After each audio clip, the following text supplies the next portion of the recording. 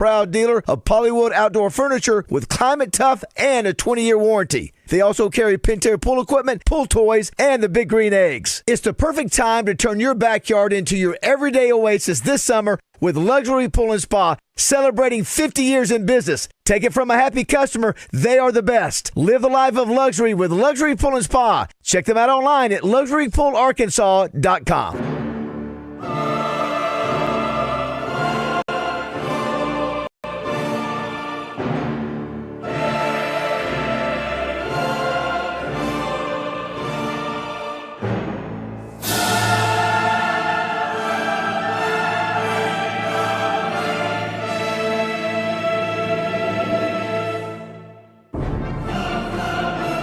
For a nation searching for a voice to guide it through this modern-day wilderness of popular culture, politics, business, and sports. In these troubled times, we turn to one man. That man is Bill Vickery. Born with rural American values, possessed with superhuman brain capacity, buttery smooth charm, razor-sharp wit, chiseled good looks. He's chosen to use his superpowers for the good of all mankind. So this Sunday, the nation turns to this man for answers and direction. To Bill Vickery and the Sunday Buzz.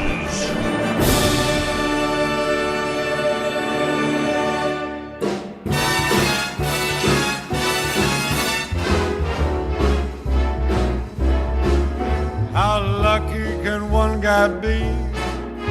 I kissed her and she kissed me. Like the fella once said, ain't that a kick in the head? The room was completely black. I hugged her and she hugged back. Like the sailor said, quote, ain't that a hole in the boat? My head keeps spinning, I go to sleep and keep grinning. If this is just the beginning, my life is gonna be beautiful. I've sunshine enough to spread. It's just like the fella said. Tell me quick, ain't love a kick in the head?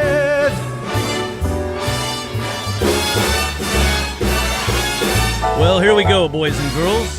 Kicking off the week that will lead up to the celebration of the country's 250th birthday. Going to have a big show in store today. Going to do 5 most patriotic sports moments in American history. Going to really get into what it was like 250 years ago. Jefferson, the poor guys that aren't remembered who helped to draft the Constitution. And they, it's a little iffy on the Livingston guy and who was the other guy from Connecticut, I think? Roger Sherman. Yeah, because Bob Livingston was from Robert Livingston, as he was known in the Continental Congress. He was from New York, and Sherman was from Connecticut. And I guess they were kind of picked as add-ons. You know what I mean? They finished out the starter. Here's your starting 5 for America. You ready? And again, this is modern basketball, so there's not a 1 or a 5. There's not a 2 guard or a power forward or anything like that. Although I guess if we had to, Ben Franklin. Now he's the aging veteran. Okay. You know? Yep. He's not going to give you a lot of minutes, but he's there, steady hand, bench, but he's willing to come out of the game early, but he's your starter. He's your locker room guy. He's your leader. He's, I'm trying to think of a good analogy, like Al Horford down the stretch with the Celtics. Okay. Okay. The old man. Right. Okay. Then you got Adams, John Adams. Pretty obnoxious. A lot of people didn't like him. almost your Danny Ainge style player at that point. Kind of, but you got to have him. He helps move the team forward. He's going to hit a three. He's steady. He's going to pass the ball, as we see later on in the program. I'll explain. Then you've got Jefferson, and that's basically MJ. You know what I mean?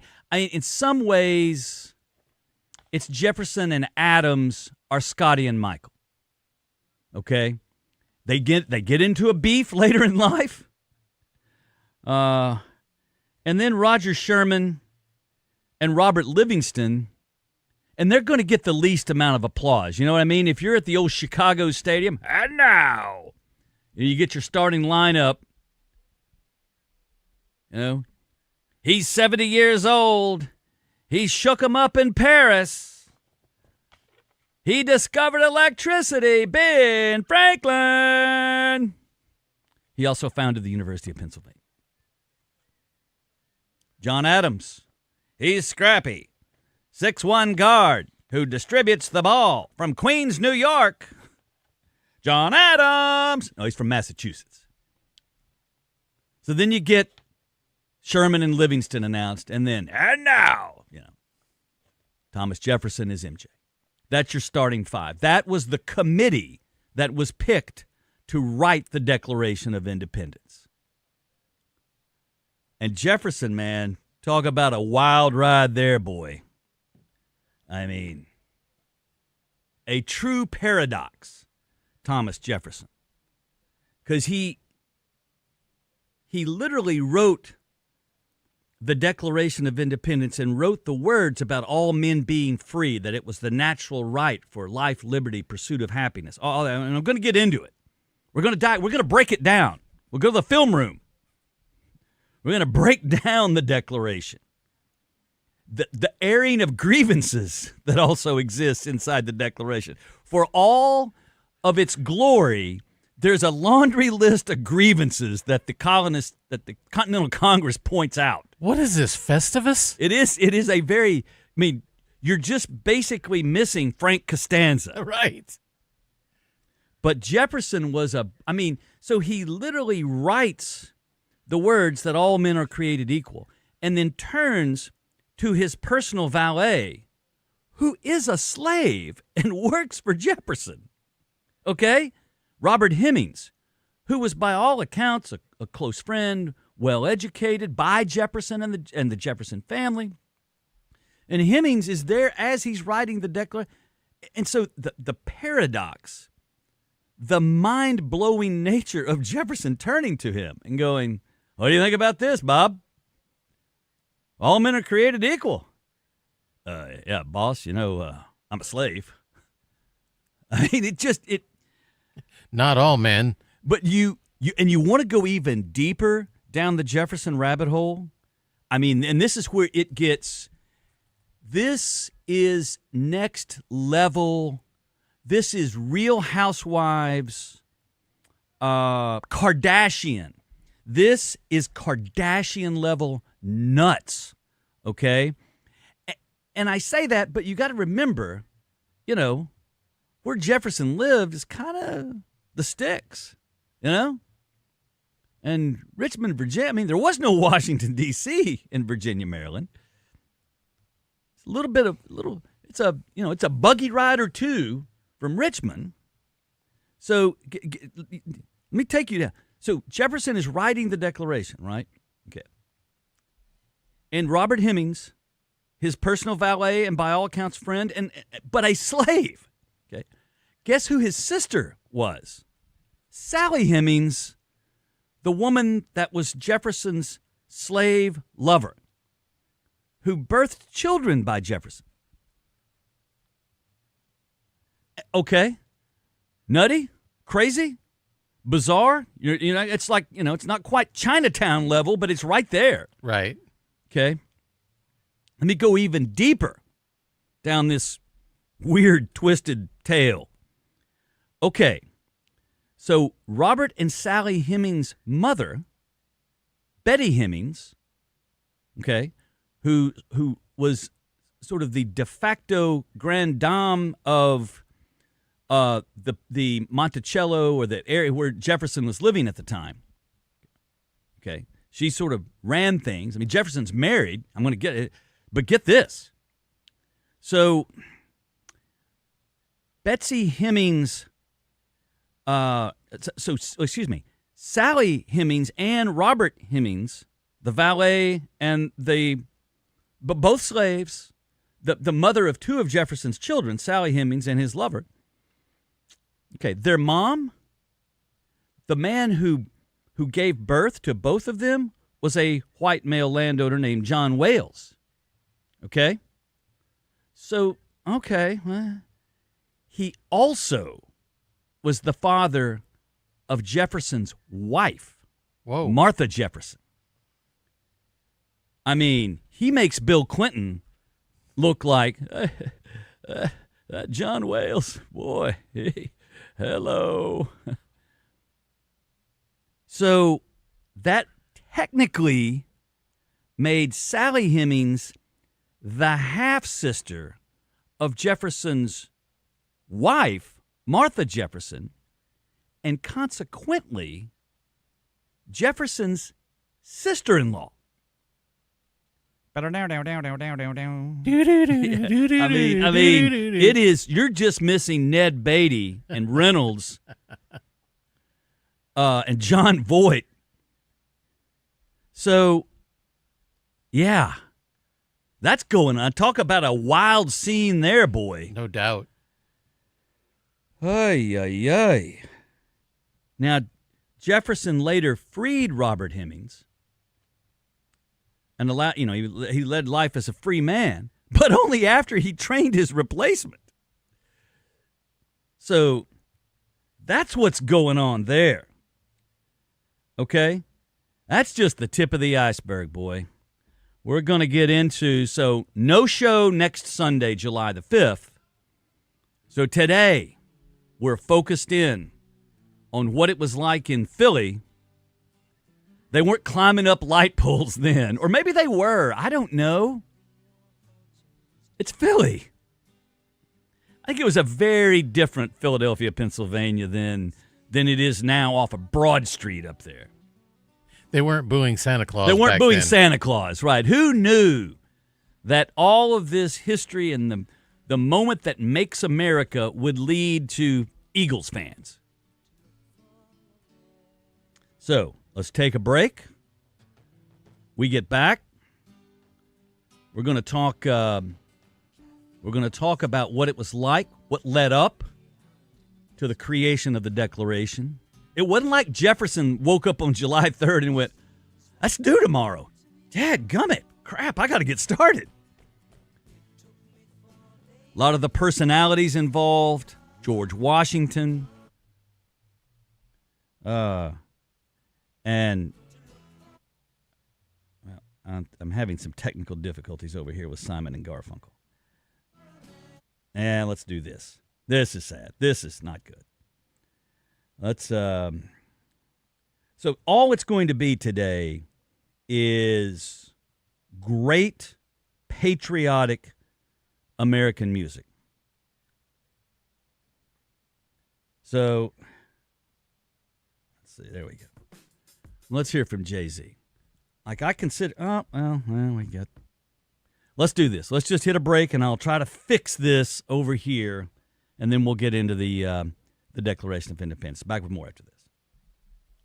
Be a part of a new era of Razorback football under Coach Silverfield. Join the Razorback Foundation for as little as $50 for priority access to tickets, parking, and exclusive events with coaches and players. Text JOIN to 479-349-4313 or visit RazorbackFoundation.com. That's JOIN to 479-349-4313. As a Razorback Foundation member, you'll experience a lifetime full of Razorback memories. Go Hogs! The board-certified, fellowship-trained physicians at Martin Orthopedics provide complete care for students, adults, and athletes. At Martin Orthopedics, the surgeons and staff pay exceptional attention to every patient's needs. When you go to Martin Orthopedics, every member of the team aims to help patients return to their normal daily activities or playing the sport they love without pain. Whether it's your knee, hip, or shoulder, the physicians at Martin Orthopedics stand ready to assist. For more information or to set up your consultation online, go to martinortho.care. Genesis of Conway presents Craig O'Neill each week when he joins Roger, Baz, and Justin on Morning Mayhem. Genesis of Conway, the future of luxury today.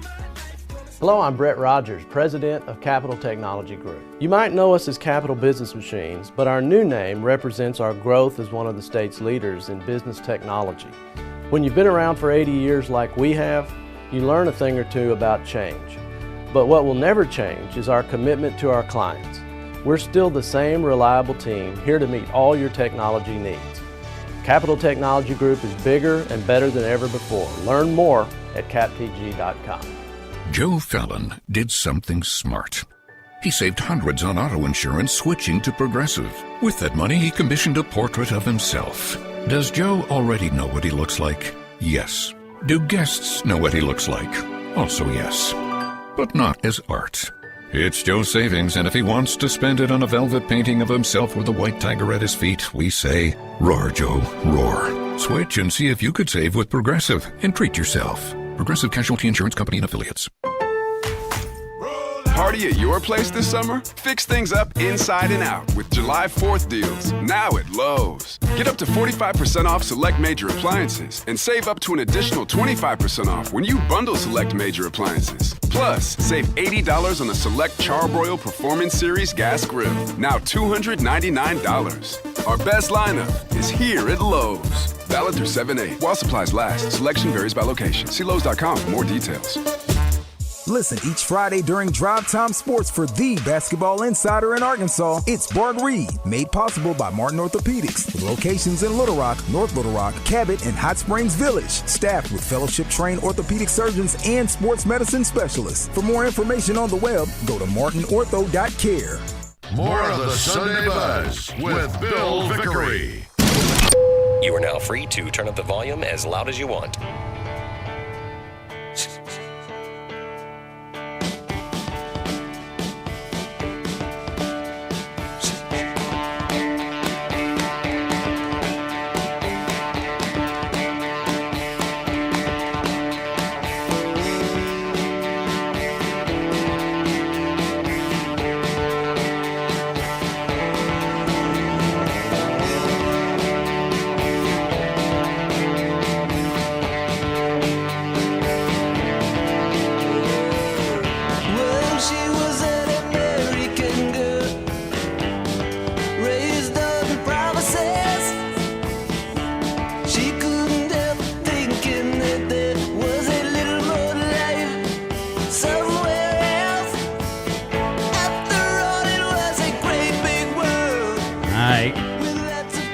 Working on our technical difficulties here. Just a lot of stuff going on. Okay, but little Tom Petty there. We lost him too soon. Sort of all patriotic-y music today. Right. Wanted to play some Jay-Z there. I think that Empire State of Mind, that's a good one. Anyway, we're good to go out though with the second national anthem. Okay. Let me take you back to, this would be, well, first let's go back to the first Continental Congress. Why is it the second? What did we screw up in the first one? So to understand what was occurring at the time is you got to understand that there was no United States of America. That basically had 13 colonies, and that Virginia felt a loyalty to Virginia. And so, but given the escalating state of affairs with the crown, and in some ways I think the Brits get a bad rap here. I mean, they didn't really look at America or the colonies in America as anything other than an ATM machine. because of King George and the constant war with France and other military battles, England was in a tight spot financially. So they're just squeezing the HE double toothpicks out of the colonies. Cotton, textiles up from the north, tobacco, cotton in the south, all of those things. So it's basically a piggy bank. And if you look at the framers and the signers of the Declaration of Independence, they're all super wealthy guys. I mean, George Washington at one point was considered the wealthiest American. He would be your Bezos. Okay. 1774 in the fall, September. Okay, we've had enough. We all have to come together. First Continental Congress, they decide to go up to Philadelphia. Everybody sends delegates. They sit around and say, what are we going to do? Now, war had not been considered at that point, but it was going to be this idea, we're going to send a strongly worded letter to the king. Like, hey, buddy, we're fed up. Just telling you. And in the meantime, between September of 74 and May of 75, you got Lexington, Concord, and really, ultimately, the Battle of Bunker Hill. Those all occur before the Declaration of Independence is created. And so those delegates decide, hey, we got to get back together here. This is something's going on. So in May of 1775, you realize this just wasn't a bunch of folks who showed up for a weekend. And they're all over the map. Like I said, Franklin's 70. He's a delegate. Can't remember the guy's name from Georgia. He was 23. So they all show back up in Philly and say, okay, what are we going to do? Now the conversation turns. Because now we're not talking about should we have a military struggle with England. That's already happened. I mean, the Northeast has already let it go.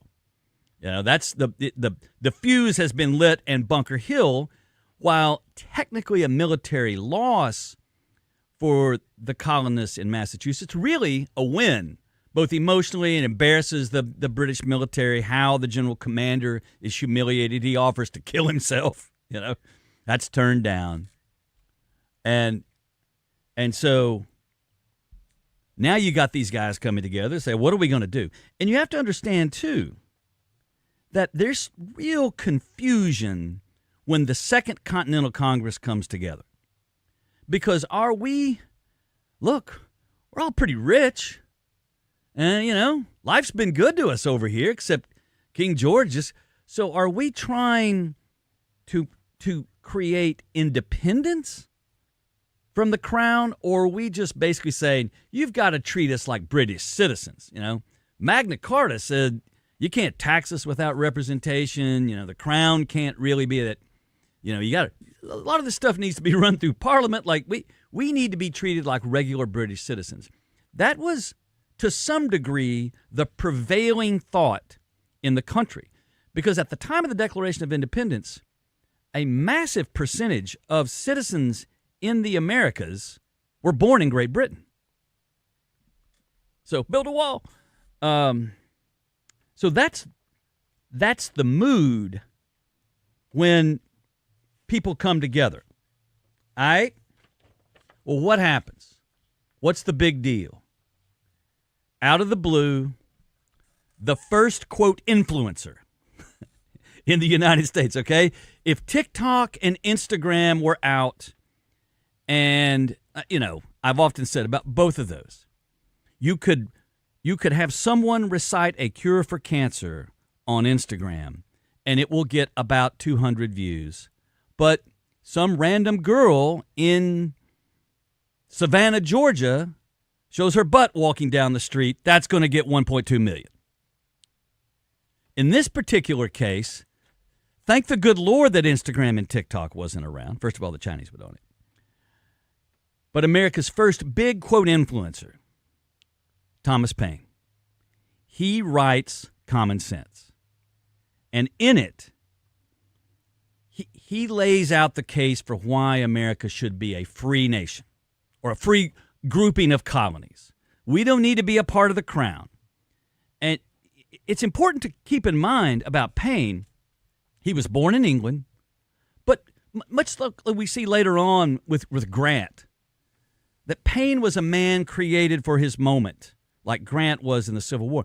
A failure in life up to the writing of Common Sense. He was divorced. He failed as a tax collector in the colonies, that's hard to do. He was a failed corset maker and went bankrupt making corsets. He was, in effect, sort of a nobody. But he had the guts to put down some pretty inflammatory words, and he unabashedly campaigned throughout Common Sense for the regular guy, for the rule of the people. And he famously says that basically the king is an a-hole, and what it really matters is a good, honest man who works hard. That's more important to the Americas than some king. And he has a great quote in Common Sense where he says, a long habit of thinking a thing wrong, a long habit of not thinking that a thing is wrong gives it the appearance of being right. Then he begins to blister the king and how it's foolish to have a king and we should be a free people. At one point, after the publication of Common Sense, and I don't know if he got royalties or, it wasn't optioned into a movie deal, okay? No. He wasn't on the phone with Clooney and Brad Pitt will play me in the movie. No. But it was published, and it was the second most popular piece of reading material in the colonies behind the Bible. The people couldn't get enough of it. And while a big chunk of Americans at the time couldn't read, those that could, it was discussed, the idea that America should be free, not simply British citizens being treated quaintly here. No, that we should be free. And so that's published in January of 1776. Cold, wintertime, people read it. They begin to discuss it in the pubs and everything. And so that gives way to the momentum at the Continental Congress. That's basically, okay, mood of the country is this. We want to be free. No longer British subjects. We want to break off on our own. And they had seen this. They understood the textile industry in the Northeast, the agribusiness success of the South. They understood, we do this. We think we can make it, but boy, I mean, holy moly. Talk about a risk. So when they gather in Philly, now they're talking about we're going to break free. Bottom line is the mood shifted. This is what we want as a country now. So this is what we're up here trying to figure out what to do. And the first thing we need to do is we got to put an army together.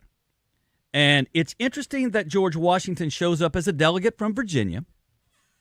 And he's well known as a soldier. He'd fought in the French and Indian War. He'd established himself as a great thinker. And as I noted, he was considered the richest man in the country at that point. So he shows up knowing that a leader for the military is going to be picked. But Washington's kind of a little passive-aggressive and ultimately very humble. I mean, he sits at the intersection of great confidence and strength and character, but also humility, and he demonstrates that throughout his life. But he wants the job. So he shows up in his full military uniform. And that's noted as the Continental Congress meets, is that, of course Washington should of course he's our guy. Without ever, how do you say you want to be general without saying you want to be general? You show up in your Fairfax militia general's uniform. Show up in your dress blues. Yeah, that's what he did. He showed up in his dress blues, in effect. So he is chosen, appointed by the Continental Congress to head the United States military. That's on June 15th of 1775, okay? That's July 3rd of 1775. He arrives in Boston near the Harvard campus where what basically exists of the American militia, and he gives it the once-over, and it ain't good. He's looking at it like, he writes letters to his brother, to his wife, and he's like, what am I going to do? These are the first 3 rules, okay? The first 3 rules that Washington imposed on his militia. Be clean, train and exercise, and don't get drunk. Okay? That's the baseline. Stop putting your waste where your drinking water is. That was the first rule. Because at that moment in time, more American militia members had been killed from dysentery than by the Brits. So Washington shows up and said, don't put the toilet near the water cooler. Okay? Let's keep those separate. Secondly, you're all fat and out of shape. So we got to get it together. We got to train and exercise. And lastly, don't get drunk, guys. I'm begging you to not get drunk. So that's what Washington starts to impose. So then we get a little further down the road. Washington starts to review the troops, and he sees that they're African American. They're black men in the Army. Well, he's Virginian, and he's a slave owner. So kind of bing, bang, boom. He looks and thinks, well, we can't have this. And he writes that these people cannot serve. That this will not stand. So, okay. Well, in his home state of Virginia, Lord Dunmore, who ran the joint for the Brits, who was sort of the supreme British political figure throughout the colonies, he looks around and goes, well, I only got about 300 troops and all these Virginians, and now they're gonna come after us. This isn't good. So Dunmore brilliantly issues the Dunmore Proclamation, to sound like Bernard P5, where he basically says, hey, look, slaves who endured brutal. You and I can't begin to fathom the brutality of chattel slavery, both later on, but leading up to this moment in time. And again, I note the paradox that's here, that just Jefferson and now Washington, he brings his bigoted principles. Look, these men were our great figures. They are not quite as great as we believe them to be, but they are not as bad as we are told that they were. Somewhere in between, the paradox of the time. But Dunmore figures out, I'm going to play this off against. So he offers freedom to any slave that can join the British military. And he creates his own, quote, Ethiopian Brigade. That's what he calls it. Well, this scares the poop out of all the colonists. Because not only has Dunmore sort of seized on that critical moment in time and said, look, I got 300 guys here to basically protect me and Richmond, but I'm going to solve this problem. And it becomes very apparent at that moment in time that Washington says, okay, wait a minute, I get it. So now we are going to engage black Americans, colonial citizens, yes. And of course that proves to be a key point in the war. And like it is in throughout our nation's history, war and its necessities bring about social change. I mean, the civil rights movement is born out of a post-World War II where you had black Americans fighting side by side with white Americans, and post-World War II you begin to look and think, this is ridiculous. We can't have this in this country. And obviously the Civil War, but Washington then makes the key decision. to say, look, we can't do this. This has got to be. We must have an integrated army, an integrated militia.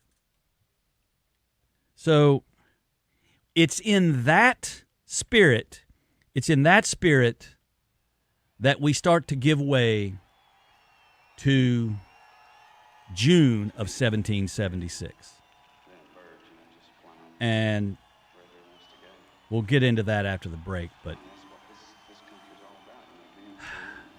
we'll let that high school gym teacher from Jacksonville, Florida, Leonard Skinner, another great American classic. We'll let old Ronnie sing us out of here. Stay with us. Talking about Jefferson, the Declaration, what really went into it, who influenced it, how did he write it? I mean, Jefferson had the laptop of his time. So, stay with us.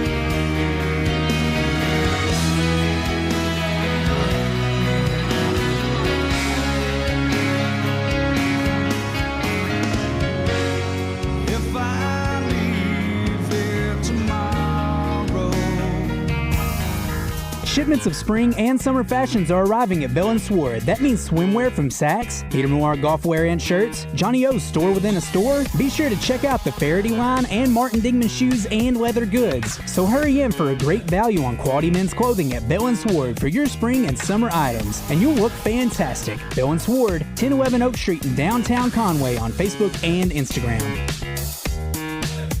Welcome to Moe's. Everyone knows that coming into Moe's for our Mo Monday special is the best deal in burritos. But what about those other 6 days? Well, let me introduce the new Mo Value Meal. Junior burrito, side of queso, chips, salsa, and a fountain drink for only $9.99. And the best part? It's available all day, every day at Moe's Southwest Grill. Now here's my daughter Andy Kate with a special reminder. Remember, kids eat free on Sundays. Welcome to Moe's. It's the first day of the first grade, and she found a new best friend. It's a laid-back Sunday afternoon you wish would never end. The homemade taste of Bluebell and good friends gathered round. The good old days are being made right now. Our American dream is ice cream. Red, White, and Bluebell is our strawberry ice cream loaded with strawberries, alongside creamy vanilla and blueberry ice cream with real blueberries. A full half-gallon of red, white, and blue ice cream. Feel free to celebrate. The good old days are being made right now. The good old days are being made right now. Look for Bluebell ice cream at Walmart Supercenters and neighborhood markets. FanDuel, in partnership with Oaklawn Sports, is now available right here in the state of Arkansas. And on the biggest soccer stage in the world this summer, FanDuel, in partnership with Oaklawn Sports, is changing the soccer game with a feature built for soccer fans. Because sometimes your player gets subbed off and your bet goes with them. It can happen at any moment. 1 minute they're on the pitch creating chances, and the next they're heading to the bench. Well, not anymore with FanDuel Super Sub. If your soccer player is subbed out, your bet stays in. That's right. When your player leaves the match, your bet automatically continues on with a substitute player. So whether the action happens early, late, or deep into stoppage time, you're still in it until the final whistle. Visit FanDuel.com/Arkansas to get started now. FanDuel, in partnership with Oaklawn Sports. Let there be goals this summer on FanDuel. Must be 21 plus and present in Arkansas. See terms at sportsbook.fanduel.com. Gambling problem? Call 1-800-GAMBLER.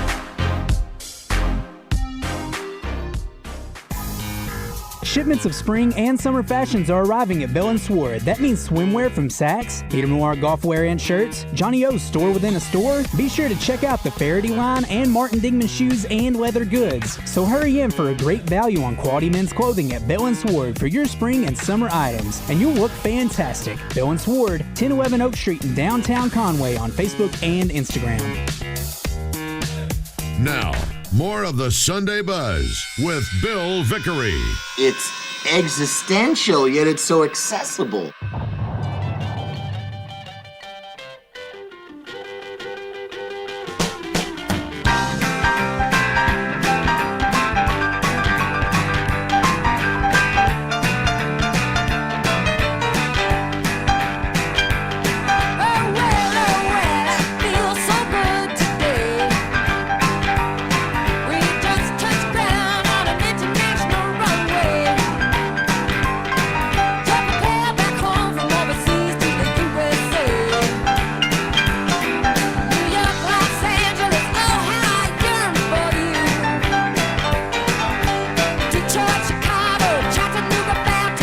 All right. Oh, Linda. Man, that's off the album where she's got the roller skates on with the short shorts and the satin jacket. I'm telling you, when I saw that at the Walmart in Fort Smith, that's when I became a man.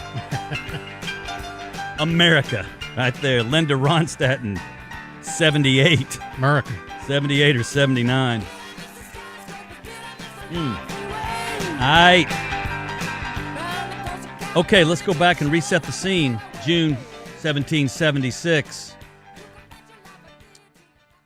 The delegate from Virginia, Richard Henry Lee, gets up and says, look, I declare that we are a free nation. He introduces a resolution that says we're going to break free. We're not going to just try to be British citizens anymore.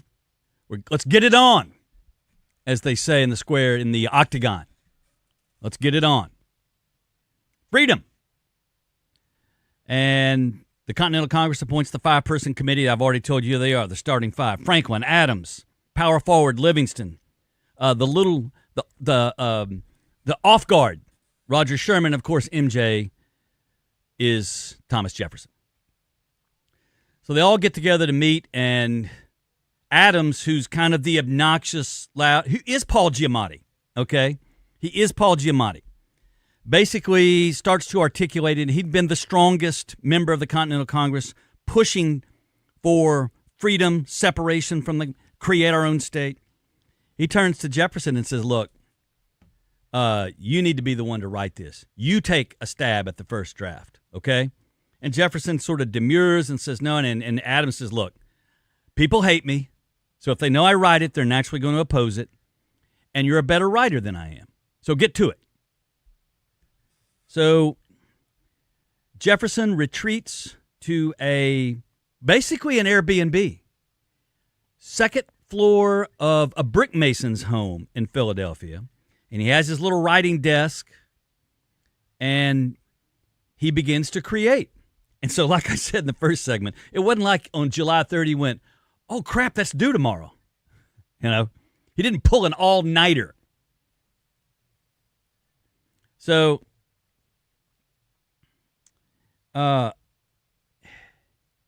he starts to get into it.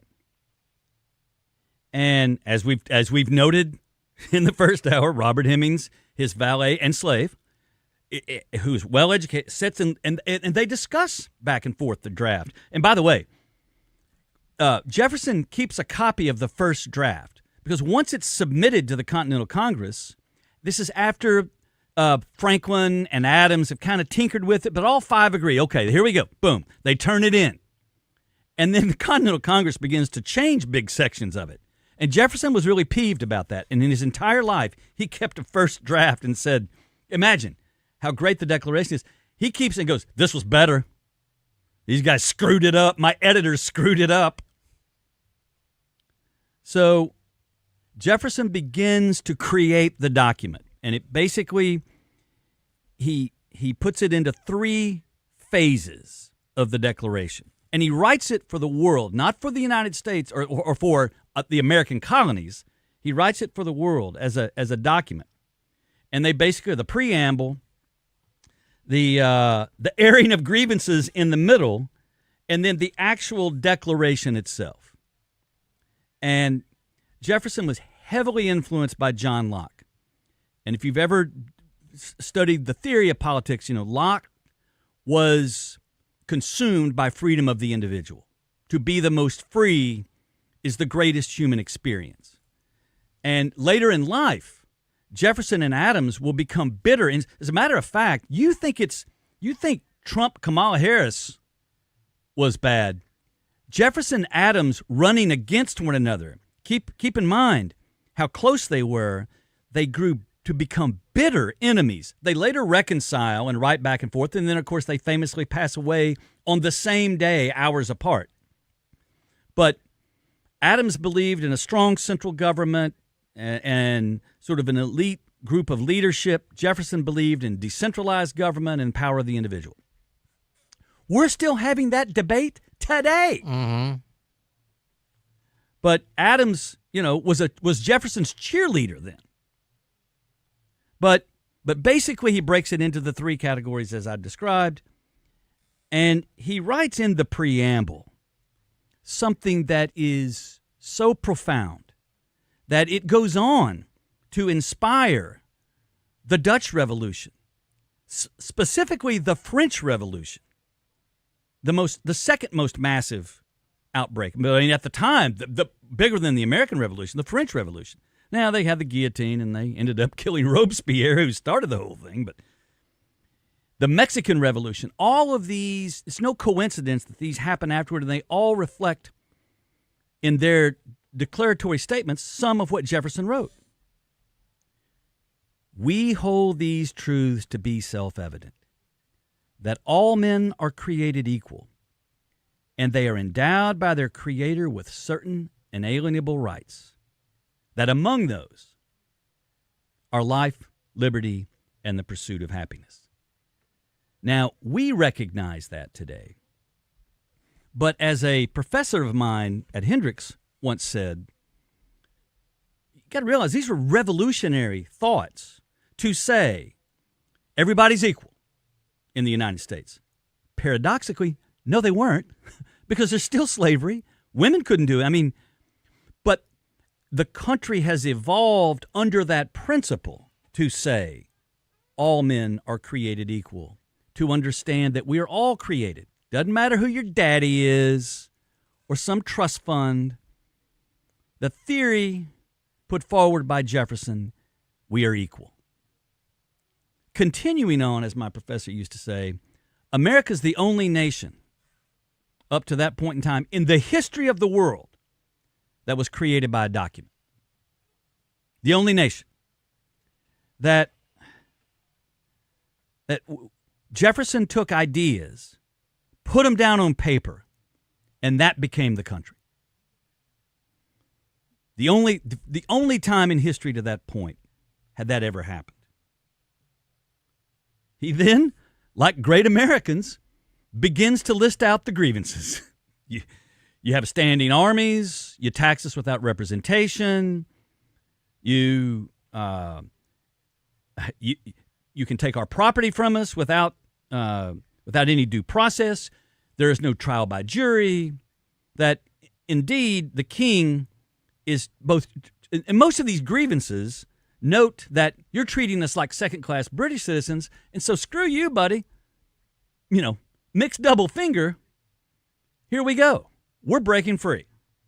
And lastly, they note in the conclusion, he declares that we are independent, our own, away from and separate from, and forever shall be not a part of the British crown. And that he closes it by saying that those members of the Continental Congress and Americans as a whole pledge their fortune, themselves, and their honor to this cause. And that's not a light statement, given that you're talking about these men all who've done extraordinarily well. Rich, powerful men who embrace a document that says we are now going to create a government of the people where all men are created equal. So the fourth, and Adams, and by the way, little known fact, not everybody was there that day. John Hancock, who had been presiding over the Continental Congress, he signs the document. And that is generally considered that it is approved because a vote is taken and a majority is taken. Okay. But the not all the people that signed it were there that day. As a matter of fact, it takes 3 or 4 months before all the signers agree. And Adams notes that a lot of them were, they were not happy. But they did it. And Hancock very famously signs in oversized print, and he says, King George can read that. And there are differing accounts of specifically what he said, but, that's the essence of it. And that's why he signs in the middle, and that's why.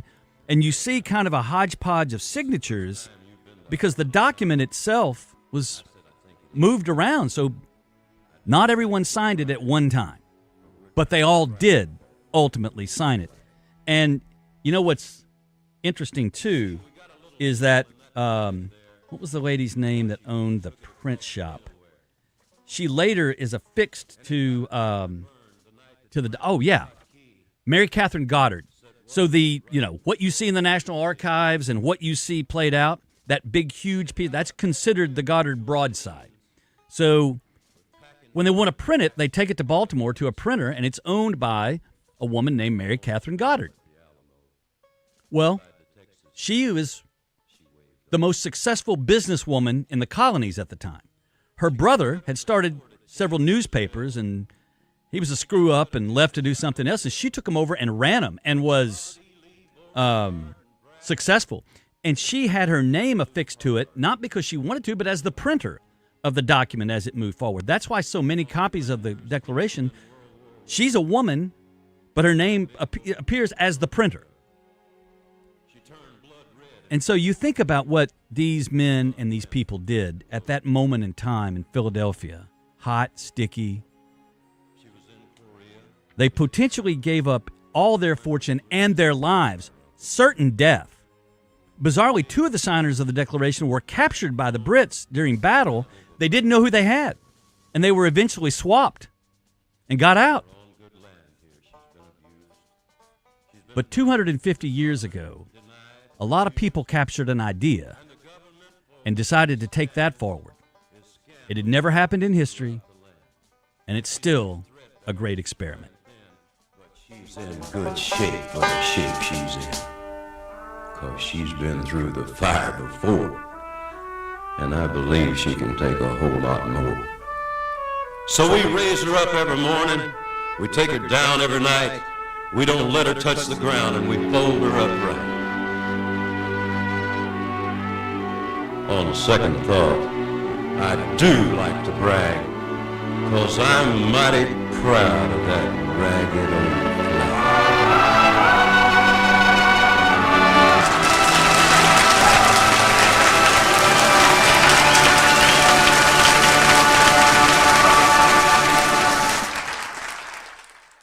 You've got to try the new TikTok diet. Just ask Chat. I just take blue-green algae. Or you could trust your gut. When it comes to your health, how do you know what's right for you?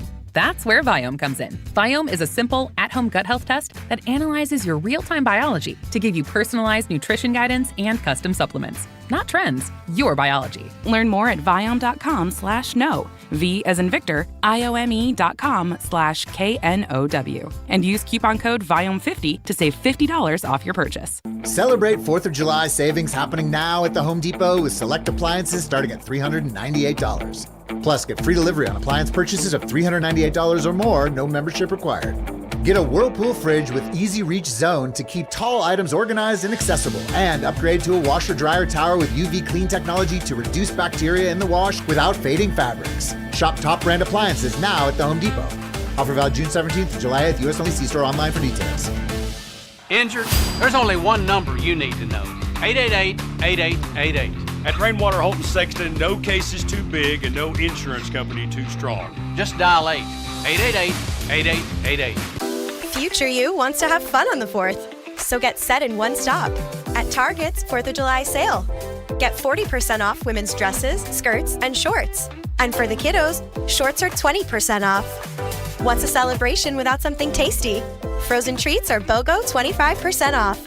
Plus, you save 30% on soda 12-packs when you buy 3. Have fun all weekend long. Shop Target's 4th of July sale. And Saturday, restrictions apply.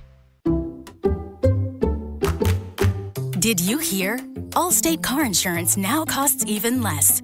So when you bundle with home, you can save even more.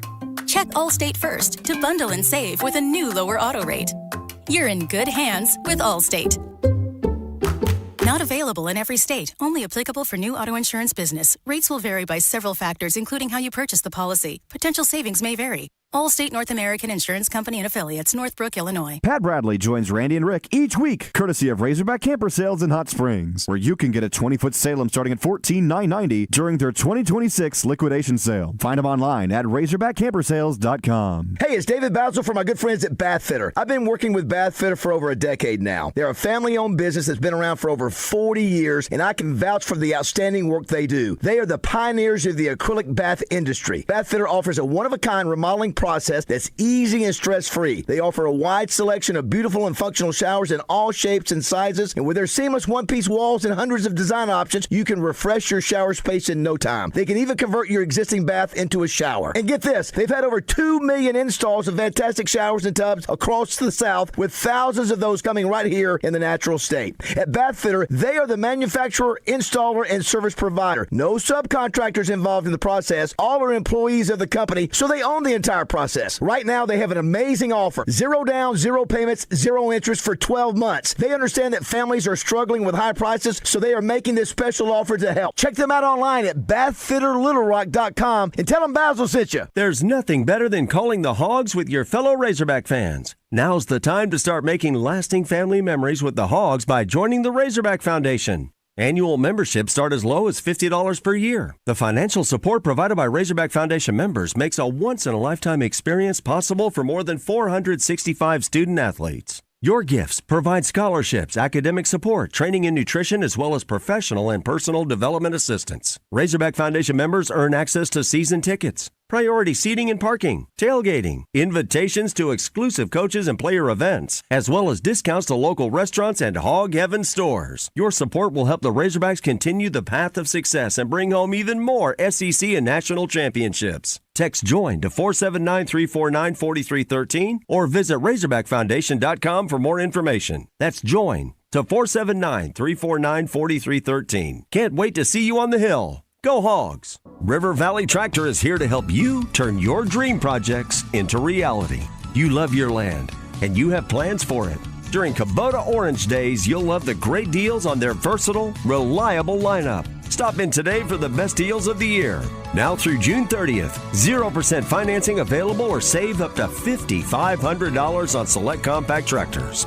Sale ends soon. Go to rivervalleytractor.com for more information. $5,000. That's the average amount of money people in the U.S. are now spending on gas in a year. $5,000. That's crazy. If you drive, you have to download Upside, the free app that gives you cash back for buying gas. That's right. You can earn cash back with Upside just for buying the gas you're already buying. You can literally start earning cash back today. I use Upside, and just last year, I made nearly $300. You're putting gas in your car anyway. Why not get cash back? If you like extra cash, download Upside. I'm saving the cash I earn from using Upside to help pay for a vacation later this year. Download the free Upside app now to earn cash back when you fill your tank. Use promo code UNITED to get an extra 25 cents per gallon on your first tank. You can cash out anytime, right to your bank or a gift card for Amazon and other brands. Just download the free Upside app and use promo code UNITED for a 25 cents per gallon bonus on your first tank. That's code UNITED for a 25 cents per gallon bonus.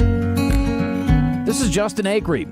If shoulder or elbow pain is affecting your daily life, the fellowship-trained physicians at the Orthopedic and Spine Hospital at UAMS Health are here to help. They offer advanced care for injuries, arthritis, rotator cuff problems, and more, helping you feel better, move better, and get back to everyday life. Call 501-686-TOSH today to schedule your appointment. That's 501-686-8674. The doctor will see you now. Old number 53 here, and back in my day, I was fortunate to be around some great teams, along with some great teammates. And even now, all these years later, I'm also grateful to be a part of a great team here at 103.7 The Buzz. But you know another great team that I've come to appreciate over the years? It's the team over at Edwards Food Giant, and there are 11 stores located all over the metropolitan area, including their Edwards Cash Saver stores. And let me tell you this, if you haven't been to the newest Edwards Food Giant in North Little Rock in the Lakewood Village Shopping Center, you really need to stop by there. This store is truly the most beautiful grocery store that I've ever been inside of. The layout with their used selection and inventory, including their deli and salad bars, is the best. Of course, their meat department at Edwards will truly blow you away too. That newest Edwards store has everything from Heat and Eat, Meal Solutions, weekly specials, to a giant wine department, to their dry-aged beef that's been temperature and humidity controlled for 28 days in their cooler, resulting in a steak that's tender, flavorful, and unlike any steak you've ever had. So see for yourself why the team at Edwards Food Giant is now Central Arkansas's favorite place to shop.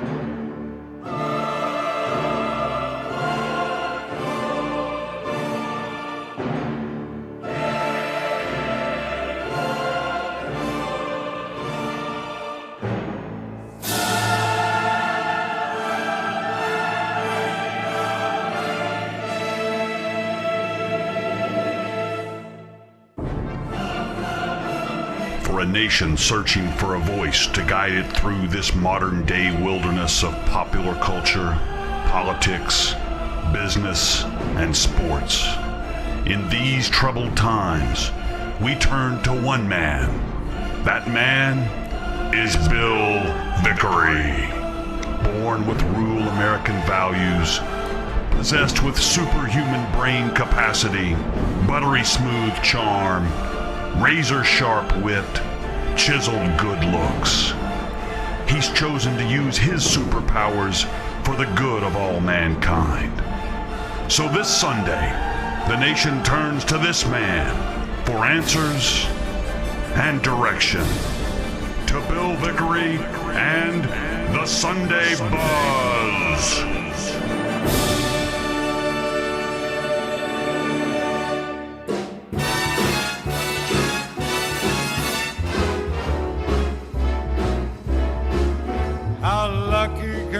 I be? I kissed her and she kissed me. Like the fella once said, ain't that a kick in the head? The room was completely black. I hugged her and she hugged back. Like the sailor said, quote, ain't that a hole in the boat? My head keeps spinning. I go to sleep and keep grinning. If this is just the beginning, my life is gonna be beautiful. I've sunshine enough to spread. It's just like the fella said. Tell me quick, ain't love a kick in the head? 8 minutes after 11 a.m. in the central time zone of these United States. Sneaking up on the second hour of the program here after what was a history lesson throughout the first. I'm not going to be here next week, so we got to get in America 250, and I am old enough to remember America 200. So, I am barely. Oh, yeah. I remember the big thing, you know what I remember taking away from 1976, aside from the fact that Jimmy Carter was elected president of the United States, is that CBS, and this is when Cronkite was really strong, man. I mean, that's all you watched. My dad had to be very quiet during the news because my dad wanted to know what Walter Cronkite had to say. But there was they would have bicentennial minutes. So characters from popular culture and sports and everything would come in and talk about some major American accomplishment over the last 200 years. And the last one on New Year's Eve of that year was Gerald Ford, the president, saying this is what happened, blah, blah, blah. The bicentennial minute. Now, you could not do that today because whatever you said would be so ripped apart and destroyed that there would just be no way to have a bicentennial minute. So, and I'm not even sure what we call. Is it the? It's not sesqua and it's not bi. Is it transcentennial? I'm kidding. We all know it's not, probably. So, I got a lot to get to this hour. Last segment, I'm going to go through the 5 most patriotic sports moments in American history. And then in the second segment, we are going to now that we've moved on to the knockout stage, we are going to attempt to I want to hear it. Just give me 1 second.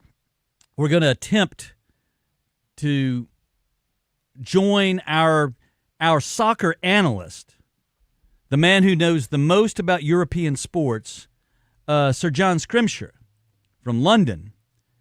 And this is similar to when Basil would call in at Stonehenge, where he very famously, both at Stonehenge, but then in Amsterdam, where he called the hogs, and that was mistaken as a pro-Palestinian protest, as people thought that he was screaming free Palestine, and so there was some controversy. Same thing at Stonehenge. So we will hope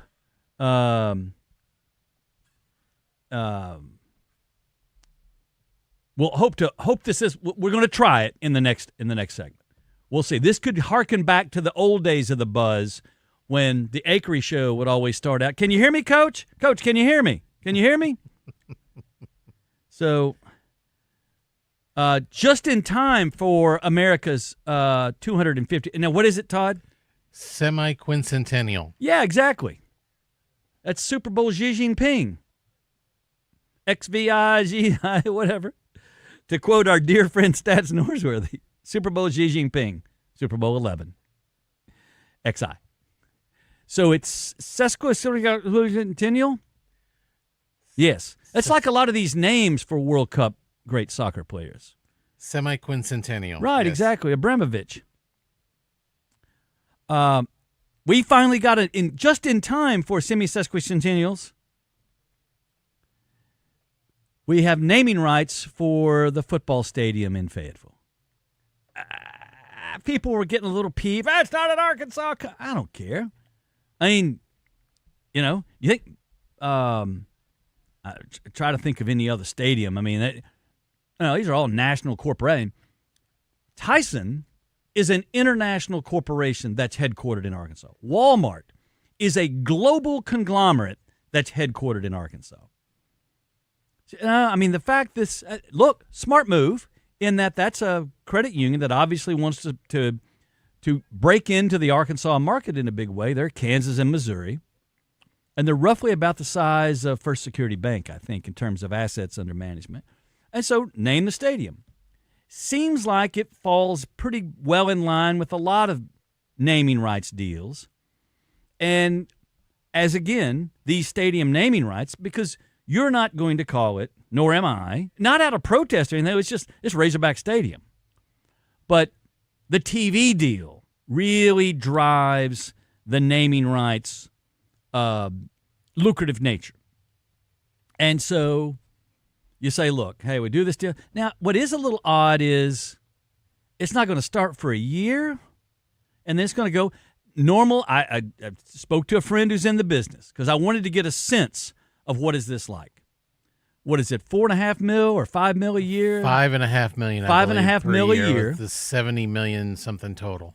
And so, but $5.5 million a year, and this is the way they always work, and this is why companies do this and lock in a longer term deal, and that is $5.5 million now is going to be very different than $5.5 million in 10 years. But you're locking in now. And so it's $5.5 million a year for 13 years. And I was told your average deal runs 10 to 12 to 15, 16. I think there's one that's 30.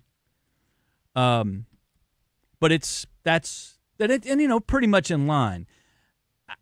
I don't know if it's the most lucrative naming rights deal. I think maybe that was a little overblown. And the other thing that my man said is that it's a little weird to announce it and then it'll start in a year. And so I think it was a combination of we got to get something good out there. We got to show that we've accomplished, that this maybe will help us with our other stuff, and clearly NIL and that there's a component to that, and I did chuckle when they talked about financial literacy and everything. Okay, whatever. So, it does not roll off the tongue. No, but you do that. I mean, again, smart move on their part. You're wanting to break into the Arkansas market. What better way to do it? Highly focused. You know the eyeballs you're getting.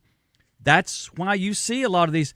That's why Crypto.com took over the Staples Center. You want that overhead shot. So you're getting the advertisement. And it's going to the people that you want to see the advertisement. So smart move on their part. Seems like it's a pretty good deal.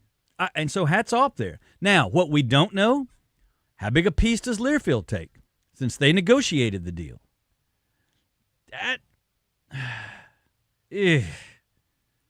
So we don't know.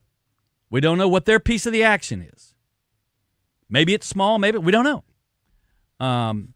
It's like I said, I think it's a 13-year deal, 5.5 a year. What happens if the TV rights have to be renegotiated as a result of this bill that's making its way through Congress? What does that do? Does that void everything? What are the out clauses? What's the university's out clause? So, as always is the case with any deal, details matter, but on the surface, as someone who has been a critic of this athletic director, I have to say, job well done. Job well done. Does it translate into more stuff? I don't know. I'm now, now I'm in the prove it to me. Now I'm in that segment. I'm in that, I've not reached apathy. I'm in the, God, I want him to do well. But I'm going to need to see some proof before the Kool-Aid is in the cupboard, but it's the dry kind in the packet. And so there's going to have to be some steps made to get the water out, the pitcher, the ice, pour, rip it open, pour it, stir it real good, put it back in the fridge, then pour it with dinner. I'm going to need to see some more proof, but you to be fair, you have to compliment the AD here. Again, some details matter. As I said, we don't know what kind of piece Learfield gets, but hats off and onward. It's on to Tuscaloosa, and let's win there. So, oh my gosh, I think we're back to. Cannot believe this. Bear with me one moment, Todd, while I try to. So let's see. That's off. Okay, let's just hit a song over there, I guess. I don't know. Sorry, Todd. Didn't mean to catch you off guard. You're all good. We can just do this right here. 'Cause I've got this. Yeah, a little Dewey Leap. Got that that's handy. all right there. Okay, we are going to effort to speak to Sir John Scrimshire, a member of the Lords of the Marylebone Cricket Club, and one of England's preeminent soccer analysts. We're going to talk to him about the World Cup. And, of course, isn't it something, Todd, that here we are on the verge of celebrating our 250th anniversary as a country. Our birthday on Saturday. And it has taken Europeans, South Americans, folks from the Pacific Rim coming to the United States, the middle of America, and reminding all of us what a great country. Stay with us. We can go wherever, so let's do it now or never, baby. Nothing's ever too far. Glitter in the sky, glitter in our eyes, shining just the way we are.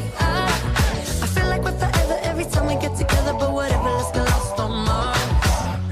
You want me, I want you, baby. My sugar boo, I'm levitating. The Milky Way, we're renegading. Yeah. I got you. This is Chris Roberts with Southern Bank. If you're looking for a bank that can grow with you, now is the perfect time. Experience the difference our people make for our customers every day. Community presidents like John Holman and Lexus Landers work as true financial partners with their clients and community. Southern Bank is here to help you with all your financial needs. We have state-of-the-art online banking and friendly faces that greet you with a smile. To start your relationship with Southern Bank, visit bankwithsouthern.com. Member FDIC, Equal Housing Lender. Join the Zone each Monday for Game Balls and Jockstraps, brought to you by a Caddy's Touch Landscaping. Find out who made the best, average, and worst headlines in sports and entertainment each Monday, as Justin and Phil give you their Game Balls and Jockstraps on the Zone from 10 till 1. It's all brought to you by a Caddy's Touch Landscaping. 501-794-2770. Call today to get your landscape updated to a whole new level. And be listening for Game Balls and Jockstraps only on 103.7 The Buzz. FanDuel, in partnership with Oaklawn Sports, is now available here in the state of Arkansas. And on the biggest soccer stage in the world this summer, FanDuel, in partnership with Oaklawn Sports, is changing the soccer game with a feature built for soccer fans. Because sometimes your player gets subbed off and your bet goes with them. It can happen at any moment. 1 minute they're on the pitch creating chances, and the next they're heading to the bench. Well, not anymore. With FanDuel's Super Sub, if your soccer player is subbed out, your bet stays in. That's right. When your player leaves the match, your bet automatically continues on with the substitute player. So, whether the action happens early, late, or deep into stoppage time, you're still in it until the final whistle. Visit FanDuel.com/Arkansas to get started now. FanDuel, in partnership with Oaklawn Sports. Let there be goals this summer on FanDuel. Must be 21 plus and present in Arkansas. See terms at sportsbook.fanduel.com. Gambling problem? Call 1-800-GAMBLER.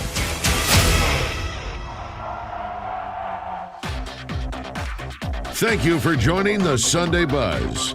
Here's your host, Bill Vickery. Unbelievable.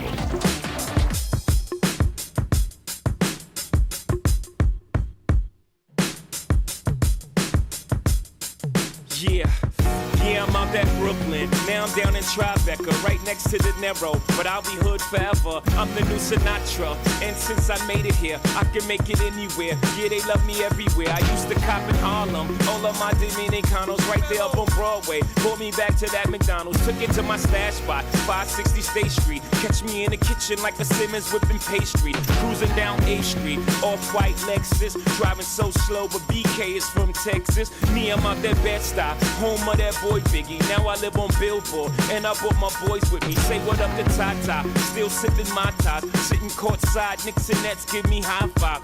I be spiked out, I could trip a referee. Tell by my attitude that I most definitely from.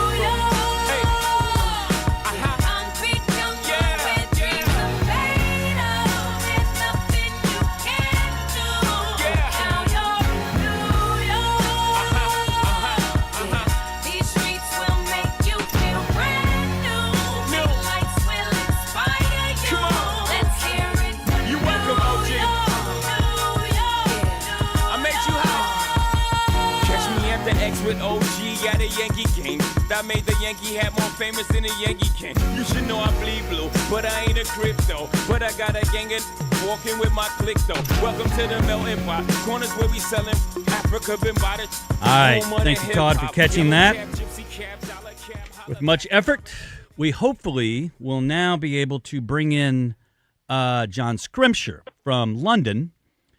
John is a dear friend of mine and the most educated man that I know about the European game of football. So I thought, why not talk with John about how now that we're at the knockout stage, how does he see things going forward? John, are you there? I am here, Bill. Can you hear me okay? We can hear you. I refer to you as Sir John Scrimshire. So I've knighted you, John. So if I can, one quick story. So John is a member of the Marylebone Cricket Club. Okay.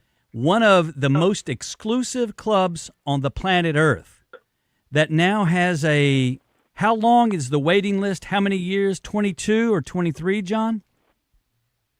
It's up to 30 years now, Bill. Would you believe? Goodness. A 30-year waiting list. And a few years ago, he was kind enough to host me at one of the legendary cricket rivalries and matches, England-Australia. It's called the Ashes. Mm-hmm. It's played 1 year in England and 1 year in Australia. And it's played at the Lord's Cricket Grounds in London, which is like the Yankee Stadium of cricket grounds. They literally house the rules of cricket there. Okay. And they are administered by the Marylebone Cricket Club, and of which John is a member. And he was kind enough to have me back in the members area as we watched the cricket match that day. And help me, John, that was the third day of a 4-day match, a 4-day test. Is that correct? Close. It's the third day of a 5-day game, would you believe, Bill? Well, let's put it this way. Enough alcohol was consumed that it could have been the 17th day of a 30-day match, and I had no idea. You think they drink a lot down in Baton Rouge or, Gainesville, Florida? That's nothing compared to what these Brits can do and then be lucid and cheer in a very gentlemanly way for the sport of cricket. So, John, I very much owe you, and I'm looking forward to coming back someday. That would be great, Bill. And the Australians, of course, are back over in England next year, which is our biggest rivalry. That's like kind of the Yankees versus the Red Sox, I guess. Yes. So by all means, yeah, leave your diary free in kind of July next year. We'll look forward to hosting you. Okay, John. Now that we're down to the knockout stage, give me, in your mind, who are the 2 or 3 favorites, of course including England, that you see moving forward and what we should be looking for? So the 3 favorites, as I would see it, would be Brazil, Argentina, and France. Okay. Now, the interesting point, sorry, but if I can say, the interesting point with this World Cup, of course, is that they've already played now as many games as they've ever played before in a World Cup tournament. So they've already played 66 games now, and there's another 38 to go to make the 104. Previous World Cups, certainly since 1998, I think, have always been 64 games across the entire tournament. So America's made it bigger. Well, and you spent many years over here with me, and we developed absolutely a good friend. And John is a rabid Razorback fan. Unfortunately for John, he was here during the Brett Bielema, what's his name? The worst coach ever in the Chad history. Morris. Chad Morris. Chad L. here. Morris. Yes. So, but you want to know, he's a true Razorback fan because he supported them thick or thin. He was thin. It was thin. Bravo. So, okay, give me. Is it? We think of it. We get excited about the United States over here, become very patriotic. There's no real shot that the United States really gets beyond maybe Bosnia-Herzegovina. How do you see that playing out? Yeah, I think that's probably fair, Bill. I think Bosnia-Herzegovina should be beatable for the USA. Mm-hmm. I think you've then probably got Belgium, who, in fairness, are a country who had a very, very good side 4 to 6 years ago, but are probably on the kind of downward turn now.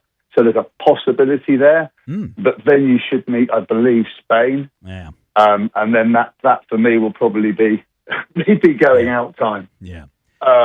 Because they're a very, very high quality side.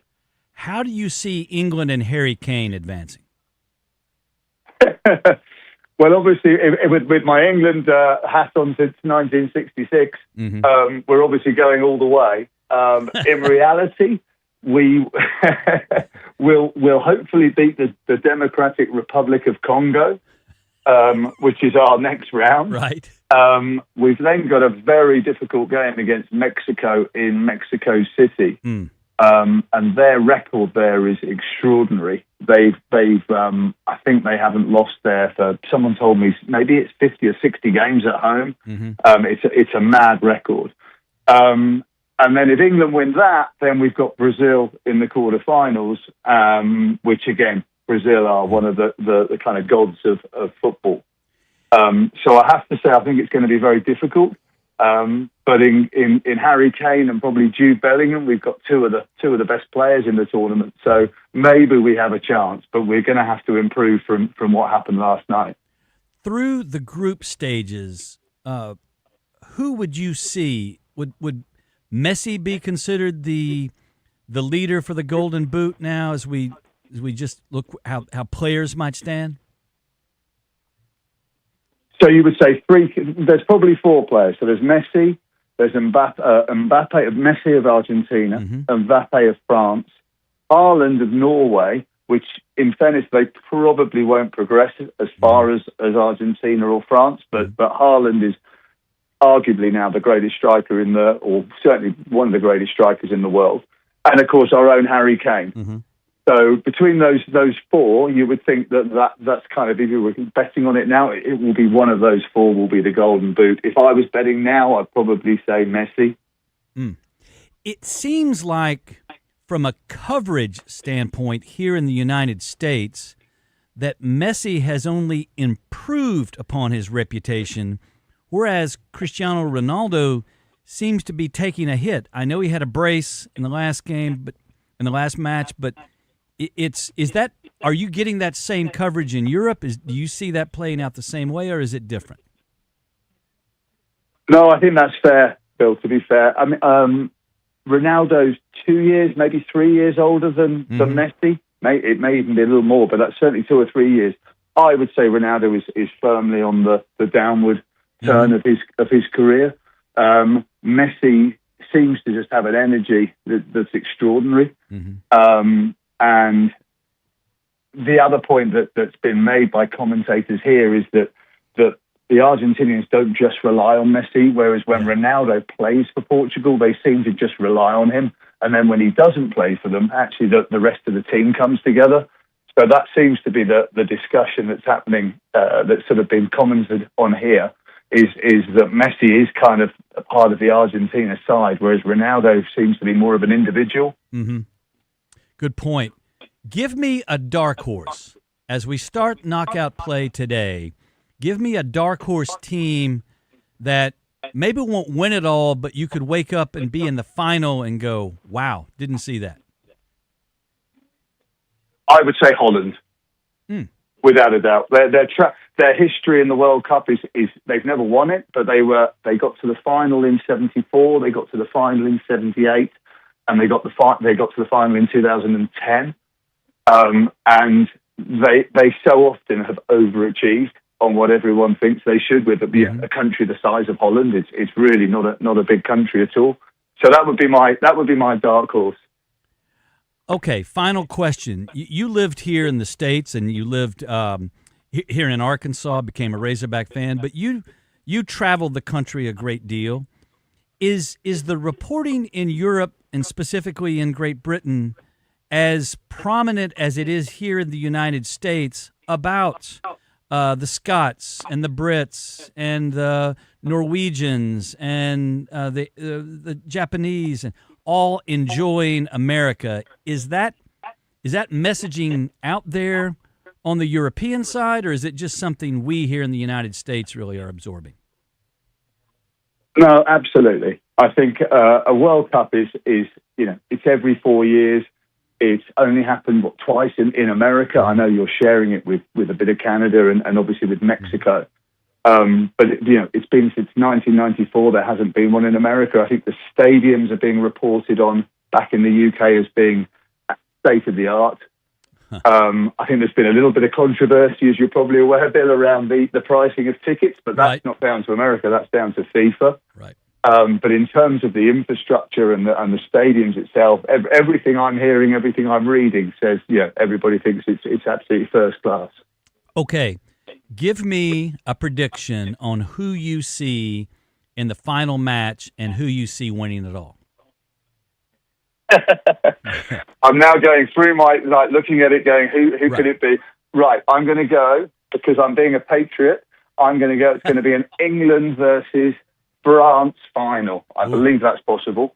And England will win 1-0 in the final with a Harry Kane penalty. So Waterloo all over again. Is that what you're? We don't know as Americans how much the Brits really dislike the French, do we, John? We don't really capture that, do we? No, absolutely. It's kind of USA versus Canada on steroids. Well, listen, John, I'm glad we were able to rig this up. We may have you back on once we get to the final. We'll be cheering for England, and we'll see. But it's I'll say this: it's been a wonderful. The World Cup here has reminded Americans about how much about the country and patriotism and excitement, and so it's been our honor to host it. Absolutely. Well, fantastic. Thank you, Bill. And and thank you for having me on today. It's been fantastic to talk to you, my friend. I look forward to coming over next year, the Ashes, and I'll hopefully be able to keep it together again after all the Vuvek Co and everything else back in the members area. They stop and have lunch. The teams stop and have lunch. It's amazing. Kind of like the hydration break that they do in the World Cup now. Yes, it was wonderful, John. Thank you again. Thank you, Bill, and all the best. All the best. John Scrimshire. The great John Scrimshire. 11:37. Well, we'll see. Want to wish a happy birthday to my friend Leslie Case, by the way. Turned 29, I think. So hats off to my dear friend Leslie Case. She, of course, the wife of Kevin Case, which means she gets to pass purgatory and go straight to heaven. Yes, indeed. The patient and loving wife of Kevin Case. So happy birthday, Job. Patience of Job, exactly. 5 greatest sports moments in American history coming up after this.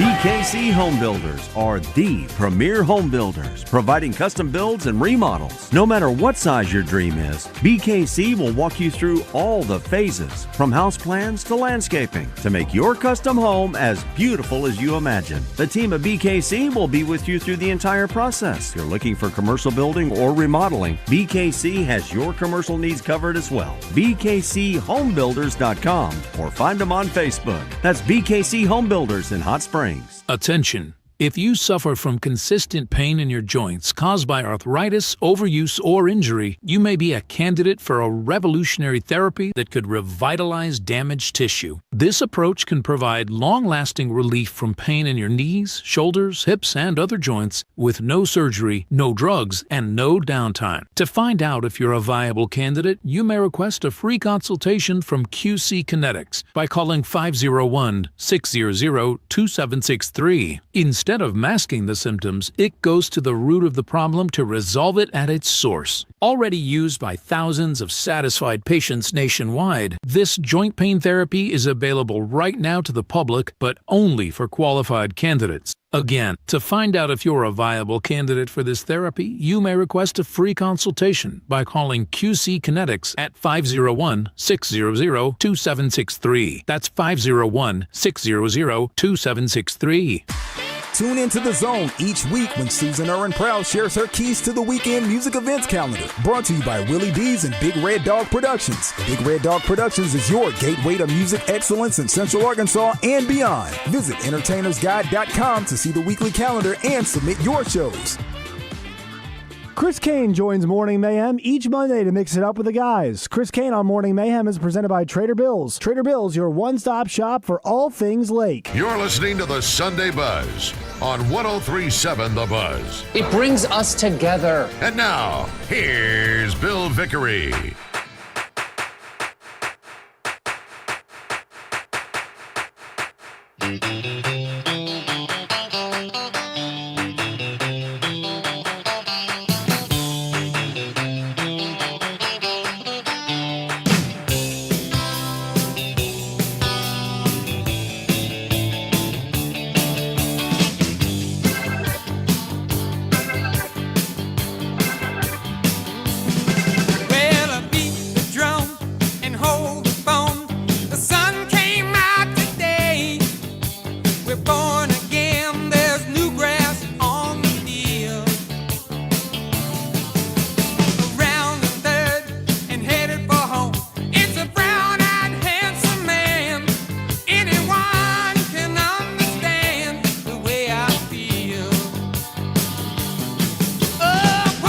Oh, yeah.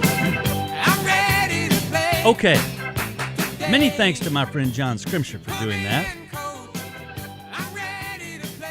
So we can look for France, Argentina, Brazil. Boy, what a brutal draw that is.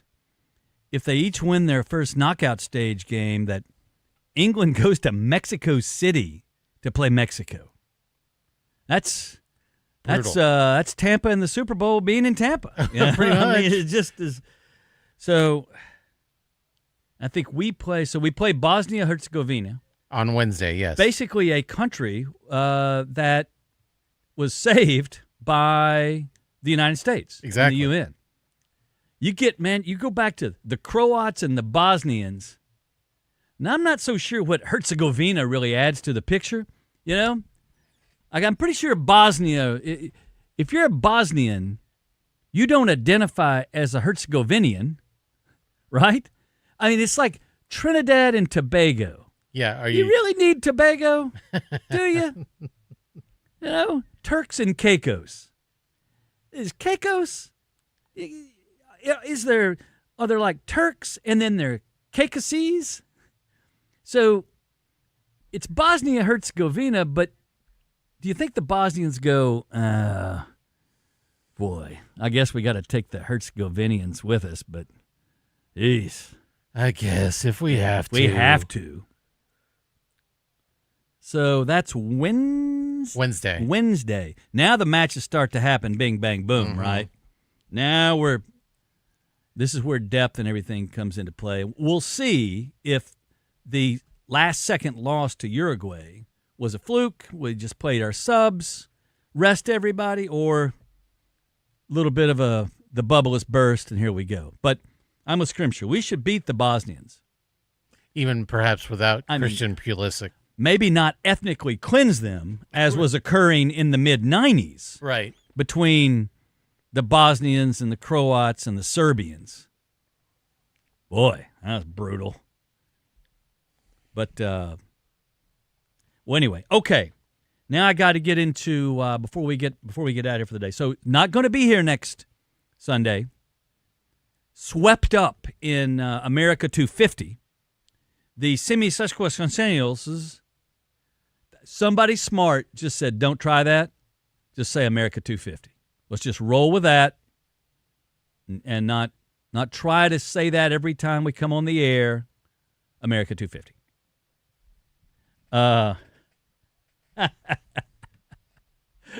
Oh, the very patient Leslie Case. The patience of Job. You know, there was a surprise party for her last night. Yeah. The surprise was on me. Didn't know it happened. I don't. Exactly. I was not made aware. Or I would have been there. But as it turns out, yeah. So happy birthday. Okay. I said greatest, the 5 most patriotic sports moments. Now, a couple of these would be considered great regardless. Right. But I'm talking now, here's the criteria that I dreamed this up. Okay. A moment that sport and patriotism collide. So it didn't have to be necessarily a specific play that occurred, and it doesn't necessarily have to be an actual sporting play, okay? But a sporting moment. Right. It doesn't have to be confrontational. It can just be a moment of great American pride. In the spirit of competition. So, with that in mind, I was told there was a surprise party, and the surprise was on me. So, I thought when you said the surprise was on you, they sent you the bill. Well, don't get me started. Okay, let's start out with number 5. And some of these I was not alive for, some of them, yes. Okay, number 5. This one, square in the middle, 100% alive for this. And that is Whitney Houston singing the national anthem, 1991. Super Bowl 25. The big sombrero, Buffalo, New York. And she did it. This is the Gulf War. Mm-hmm. You had, just the tension that existed relative to that. Super Bowl. I don't want to play it because we'll be here all day. But I know we have it there somewhere. Yeah, it's in there. And if I could have played all my stuff, I had a little montage ready to go. But if you watch that, she did it live. She did one rehearsal. And, I mean, again, we're talking about the sombrero in Tampa, which has been destroyed, thankfully. And it was for, and I can tell you, it gets hot and muggy in late January there. Mm-hmm.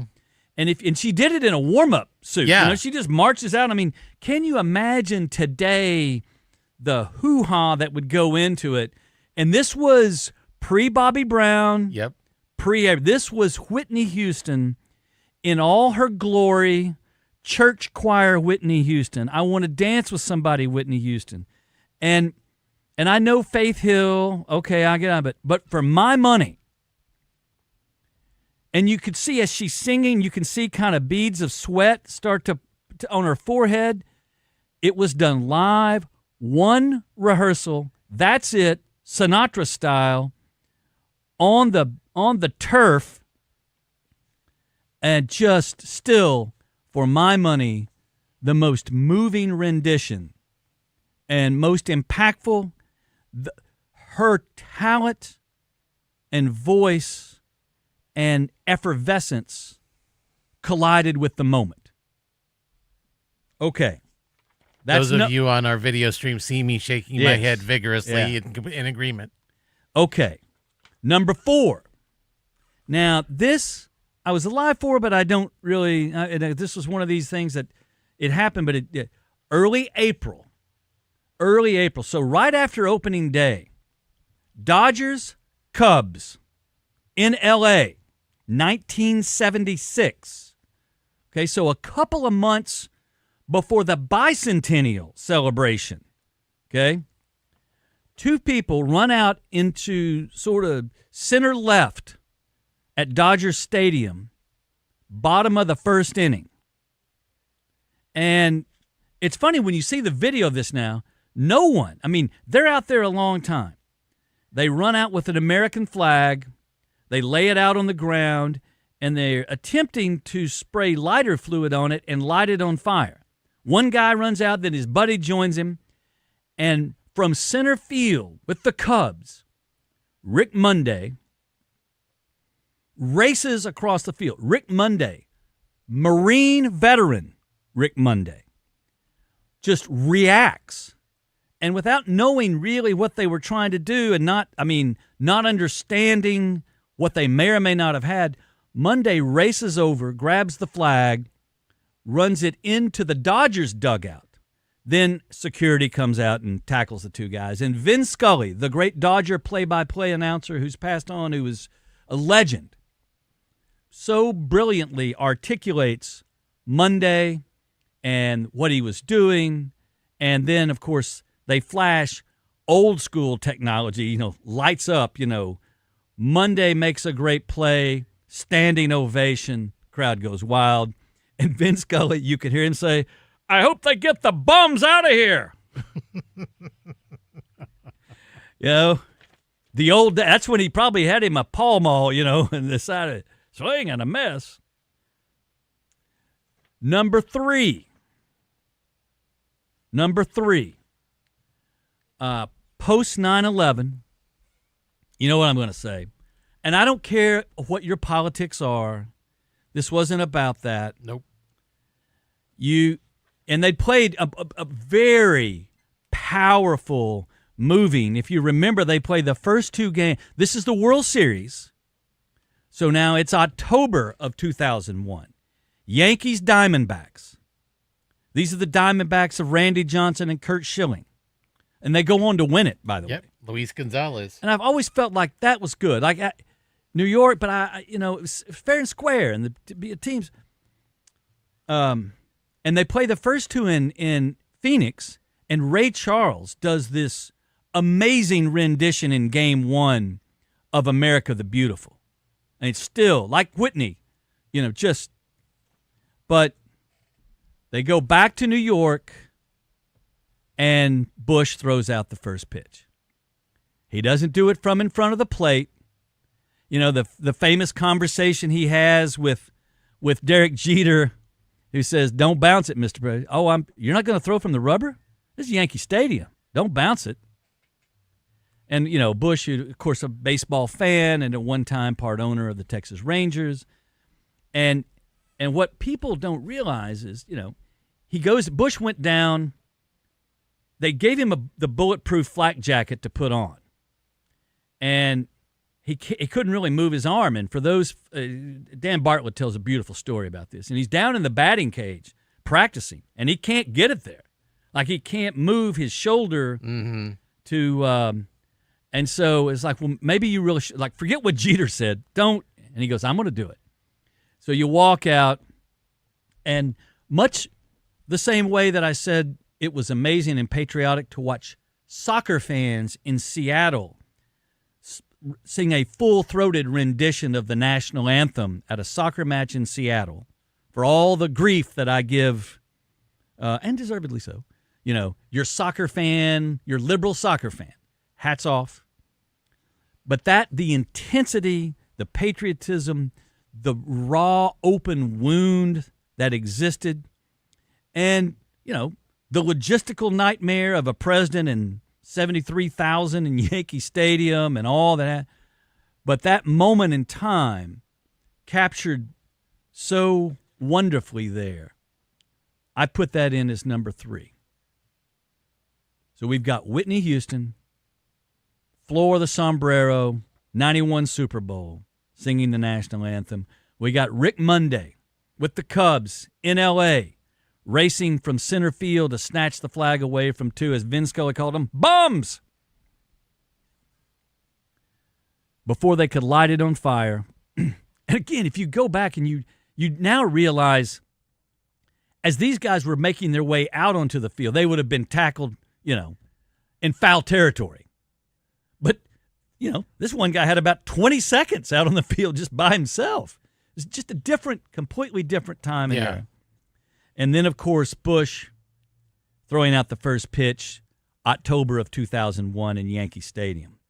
Number 2, most people forget about, but it It is such a spectacular moment, and history has proven it so.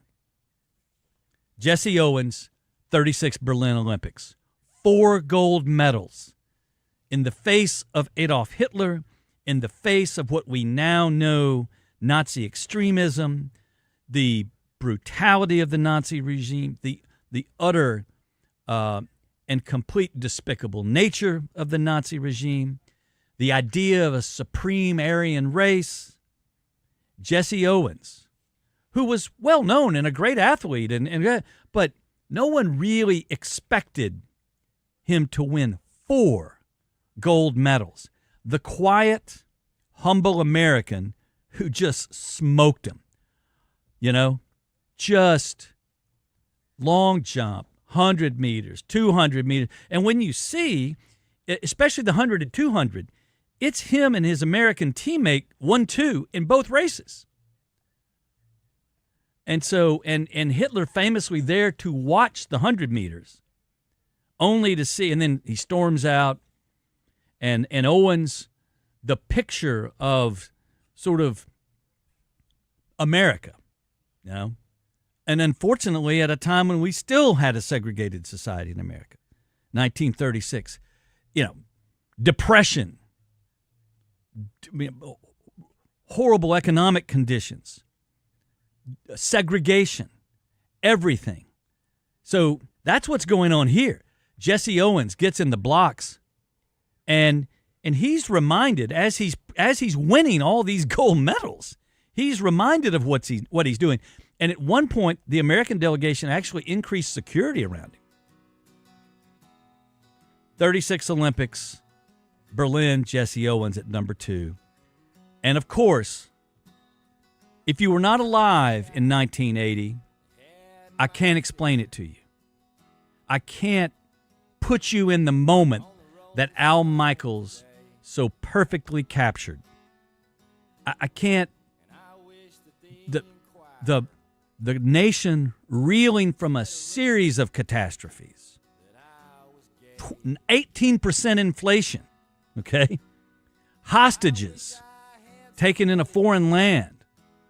Iran. Inflation in Iran. Let's fast forward 50 years. Same things are being talked about. But a group of kids, college kids, the Soviets would have beaten any NHL team. Do you believe in miracles? Al Michaels writes the perfect ending, the most patriotic sports moment in American history. 250 we celebrate on Friday. The Great American Experiment. It can be ugly. It can be tough. It can be frustrating. But it's damn well worth it. Amen. I had a supermodel, so skinny and so wild, and a waitress in Nevada. She says she's carrying my child. Well, I drive down Sunset Boulevard, my hair blowing in the wind,